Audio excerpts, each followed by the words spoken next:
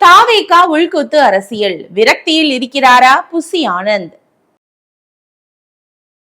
தாவேகாவுக்குள் John ஆரோக்கியசாமியும் Aadhav அர்ஜுனாவும் இணைந்து புசி ஆனந்துக்கு எதிராக lobby செய்து வருவது ஆனந்த் தரப்பை நிலைகுலைய வைத்திருக்கிறது.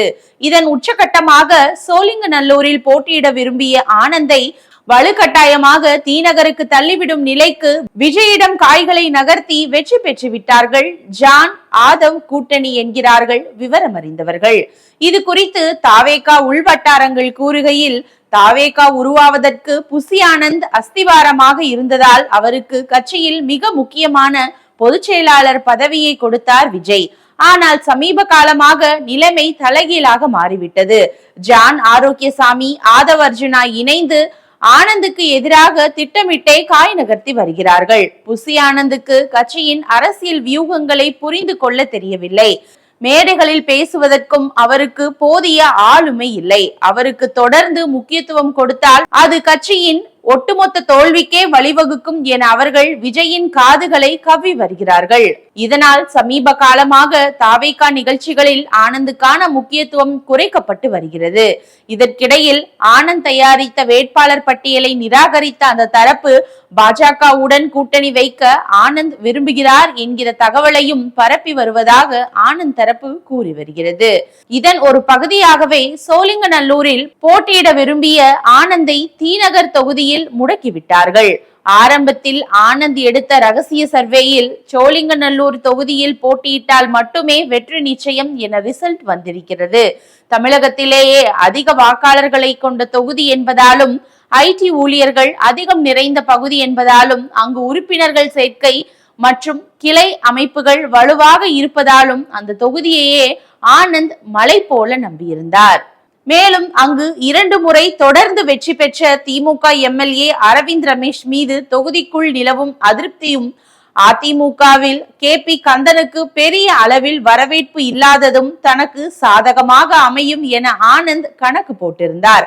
ஆனால் அங்கே சென்னை புறநகர் மாவட்ட செயலாளர் சரவணனை நிறுத்தினால்தான் சரியாக இருக்கும், அவருக்கு தான் மக்கள் ஆதரவு இருக்கிறது என ஆதவ் ஜான் தரப்பு விஜயிடம் சொல்லி இருக்கிறது. இதையடுத்து அம்பத்தூர் தொகுதியை குறிவைத்து ஆனந்த் வேலை செய்தார். அங்கு பட்டியலின மற்றும் கிறிஸ்துவ மக்கள் அதிகமாக வசிப்பதால் அவர்கள் தாவேகாவுக்கு வாக்களிப்பார்கள், அதன் மூலம் எளிதில் வென்றுவிடலாம் என நம்பினார். ஆனால் அங்கேயும் JCT பிரபாகருக்கு வாய்ப்பு கொடுத்தால்தான் சரியாக இருக்கும் என சொல்லி ஆனந்துக்கு செக் வைத்தது அந்த தரப்பு. இறுதியில் சென்னையில் திமுக பலமிழந்து இருக்கும் தொகுதிகளில் தீநகரும் ஒன்று. அங்கு ஆனந்தை நிறுத்தினால் வெற்றி நிச்சயம் என எங்கள் சர்வே சொல்கிறது என புது கதையை சொல்லி ஆனந்தை தீநகருக்குள் தள்ளிவிட்டிருக்கிறார்கள்.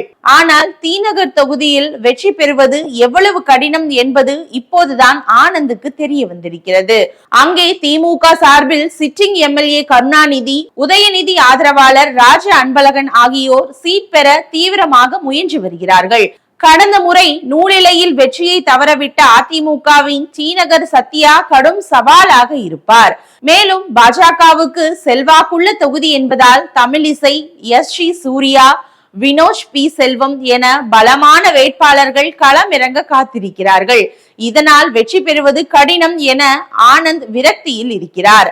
விஜயை சந்தித்து பேசியும் பலன் கிடைக்காததால் அவர் ஆழ்ந்த வருத்தத்தில் இருக்கிறார் என்றனர் தாவேகா உள்வட்டாரத்தினர். இது தொடர்பாக புசி ஆனந்த் தரப்பு வட்டாரங்கள் சொல்லும் போது, நிர்வாகிகள் 3 பேருக்கு பிரச்சனை இருப்பதாக சிலர் திட்டமிட்டு அவதூறு கருத்துக்களை பரப்பி வருகிறார்கள். உண்மையில் தீநகர் தொகுதியில் போட்டியிட வேண்டும் என்பதுதான் புசி ஆனந்தின் தனிப்பட்ட விருப்பமாக இருந்தது. அந்த விருப்பத்தை தலைமையிடம் அவர் முறைப்படி தெரிவித்தார். தலைவரும் அதற்கு பச்சை கொடி காட்டியதை அடுத்து தற்போது அங்கு அவர் தீவிரமாக களப்பணிகளை மேற்கொண்டு வருகிறார்.